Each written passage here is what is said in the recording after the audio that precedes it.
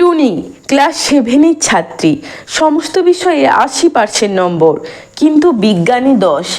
বিজ্ঞানে 10 কেন প্রশ্ন করতে টুনির উত্তর, বিজ্ঞানে আমি 10 পেয়েছি, মাত্র 10।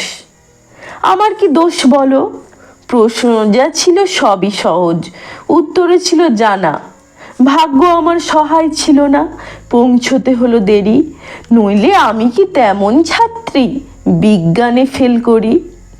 সকাল থেকেই নানা অঘটন, জলখাবারে আস্ত ডিম, রান্নার মাসি নিয়ম জানে না, ডিম খেতে নেই কেননা গোল, অমলেট দিলে দোষ কেটে যেত, লেটার মার্কস পেতাম ঠিক। ভাগ্য আমার সহায় ছিল না, যেতে দেরি হলো অত্যধিক। ঘর ছেড়ে যেই বেরোতে যাব, দাদু হেঁচে দিল হ্যাচ। ঠাকুমা তাই রেগে মেগে মাকে বলল, ও বৌমা হাঁচি পড়লো, বেরোয় না যেন। টিক টিক টিক পড়লো তক্ষুনি।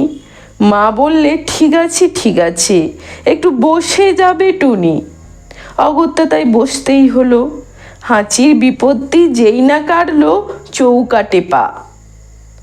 আবার বাধা, টুনি ঘরে বসে যা।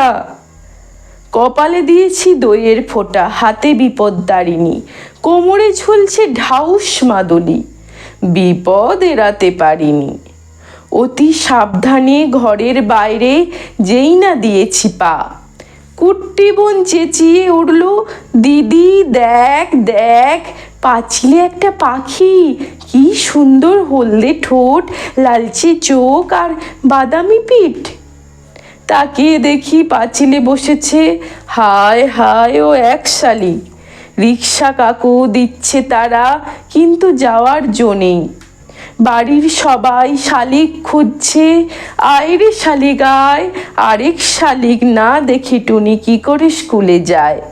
শালিক জুটল অবশেষে, রিক্সা ছুটল খুব জোরে, আর দেরি নেই পৌঁছতে স্কুলে।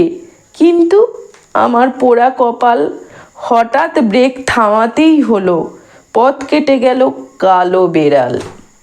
দেরির পর আরও দেরি, দেরিতে গেলাম স্কুলে। সামনে দেখি কি সর্বনাশ, বিজ্ঞানের দিদিমণি।